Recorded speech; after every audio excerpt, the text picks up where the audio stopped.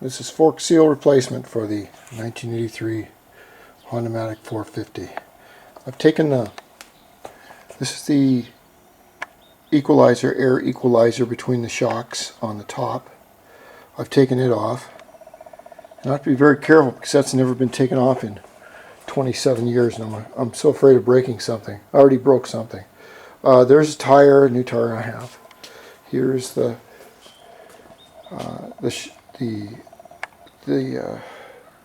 forks. That's what they are, right?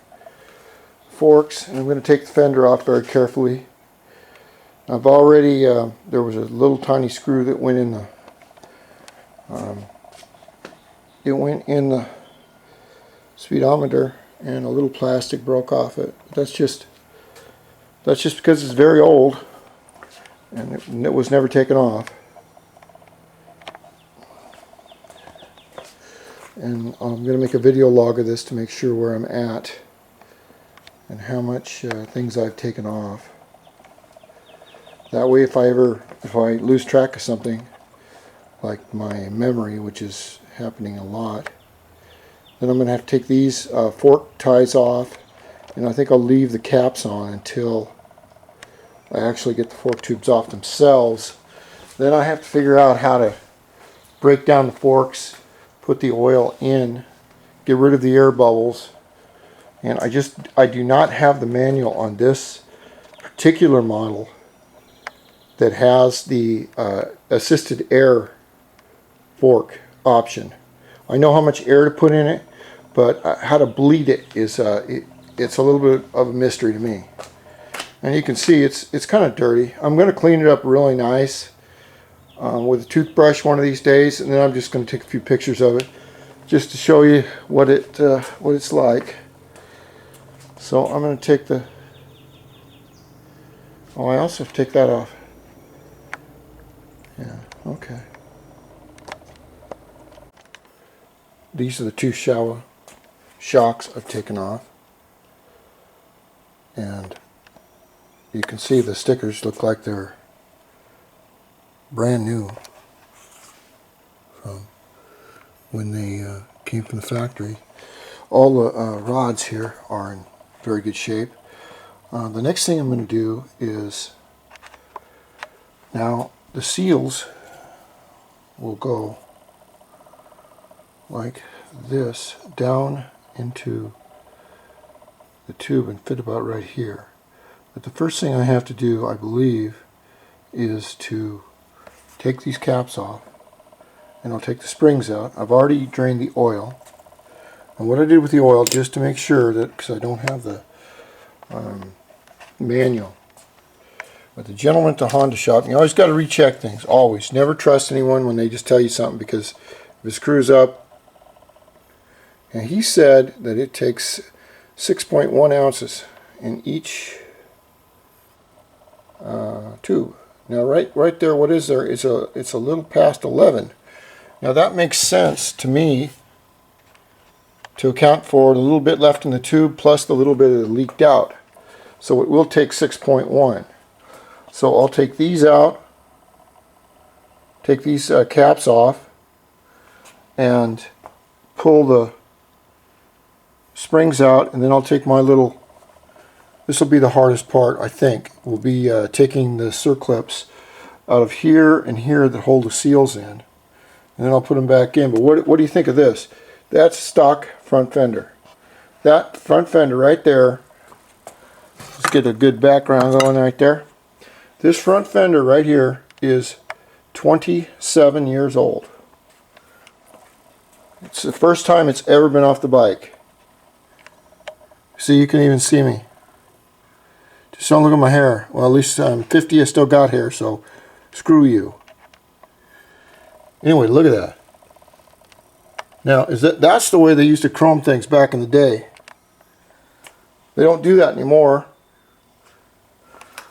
And there's the front Honda emblem that goes on with little clips. And you probably can't get either of these anymore. If you could, they probably want some outrageous price. I think they basically take a pair of dice or something, and at the Honda headquarters pricing, they just throw the dice and say, yeah, $47.50. Oh, how much for that little cap right there? Oh, let's see, I think $11. I mean, it looks like it's worth $11 to me, doesn't it? We'll even throw in the Vaseline on this job. There you go, $11. Oh, did you want that orange thing? Yeah, well, I'm sorry, that's $3.40 extra.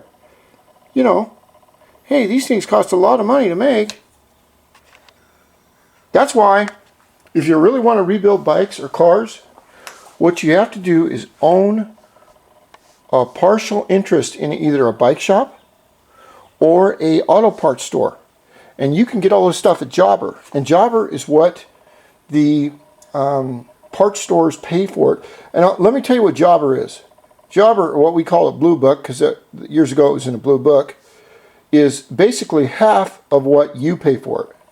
Whatever price you pay for a certain item, and as far as parts go, in a parts store or a bike store, they get it for half that. So that's what you want to do if you really want to build. Of course, you got to win the lottery first. But okay, so that's off. Now I'm going to tear the springs down. There's the front end off, and you can see as long as I have the wheel off. This is the front oil cooler for the transmission, and right near there, oh, the starter is right above it.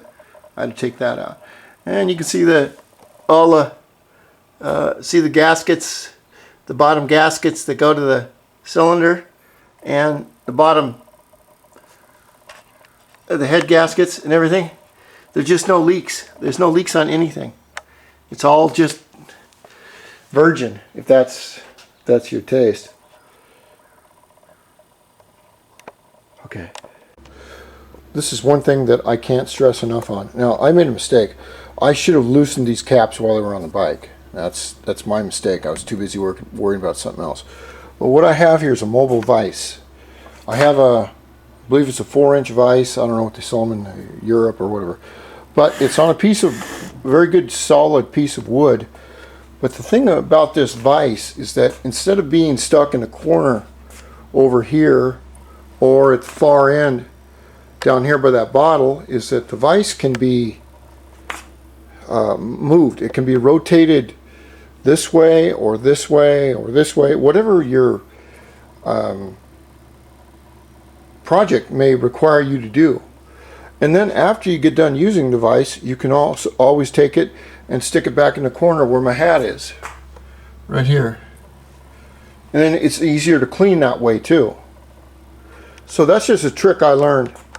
It's always nice to have a vise that's completely movable. Now I'm going to take these springs out.